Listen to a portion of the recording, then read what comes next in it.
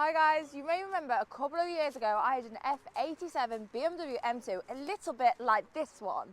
But since the G87's come out, there's been a lot of controversy in the community. So what really has changed?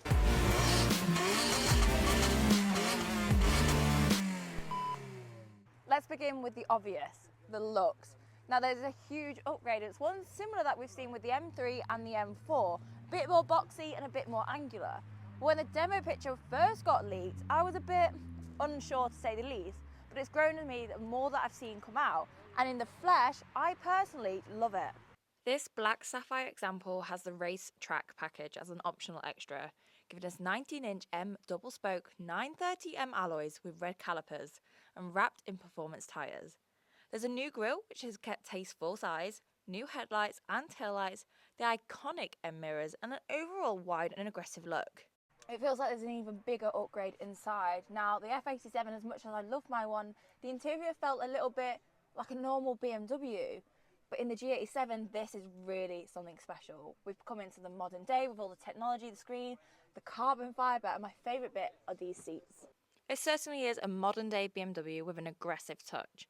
You'll find these incredible carbon bucket seats as part of the racetrack pack, an absolute must. M styling throughout and a lot of carbon fibre. Along with the interior, the technology has made huge steps forward.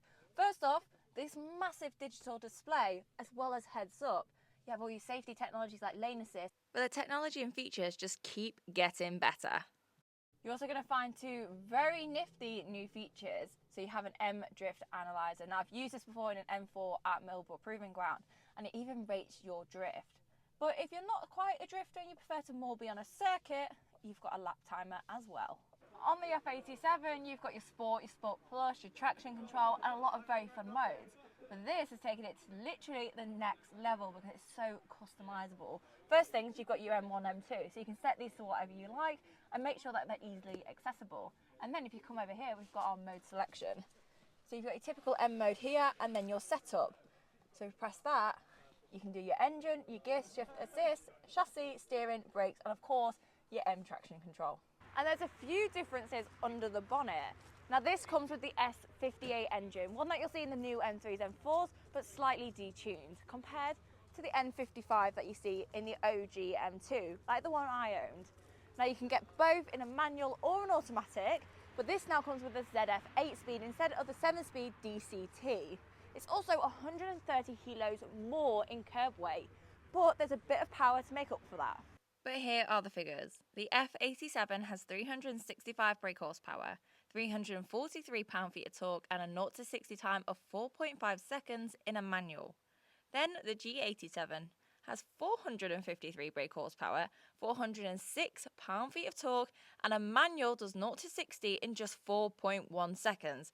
Those are some massive upgrades. I feel like I'm doing a fair comparison because I actually owned my F87 during the winter. So we've had cold, wet, greasy roads whilst I've had the G87. Now, not being able to push it 100%, I'm not going to risk anything on these wet roads because we've already had a couple of little traction slips. But the car is so settled and just completely smooth. The power delivery, the S58 is genuinely my favourite thing about this car because even in 6th gear, you've got that pull there.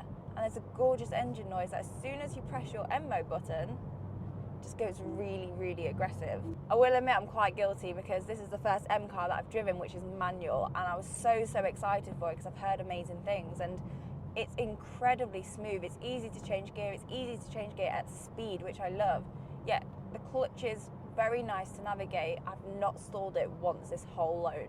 I think what's been a step up from the F87 is the brake pedal feel. I was always a little bit wary of my brakes, but in this I can feel really, really confident. There's loads of different settings that you can change with it as well, but I would trust these having to brake hard on a track day or anything. But how reliable they'd be long term, we'd have to try and find out. There's a lot of feedback in the steering, even when you are pushing, and that gives you confidence because you know what it's telling you, so you know what to expect. So even if you do have a little bit of a traction slip or anything like that, it's really easy to maintain because you're listening to the car and you're just adapting from there. It's such a shame because on day-to-day roads you really cannot extract what you can already feel the car can do you're obviously limited by speed and conditions, and I just think on that perfect circuit day, this thing is going to be an absolute beast. The only downside I have found, and I found this again with my F87, so I think they're about on par, is the fuel consumption. And this isn't necessarily down to the car, it's more down to the fact they are so fun to drive, you cannot help but drive inefficiently. But the other problem with that is you don't want to stop driving it. Whilst it has been 2 years since I've owned my F87, and I know they're massively loved by the M2 community, the G87 has seriously won me over this past week. And I think if they were similar prices, I might sway that way. So there we have it, guys. That is the differences and upgrades that you get with the G87. But for now, you guys know the drill. To make my journey your journey, like, follow, subscribe, and I'll see you next time. Bye.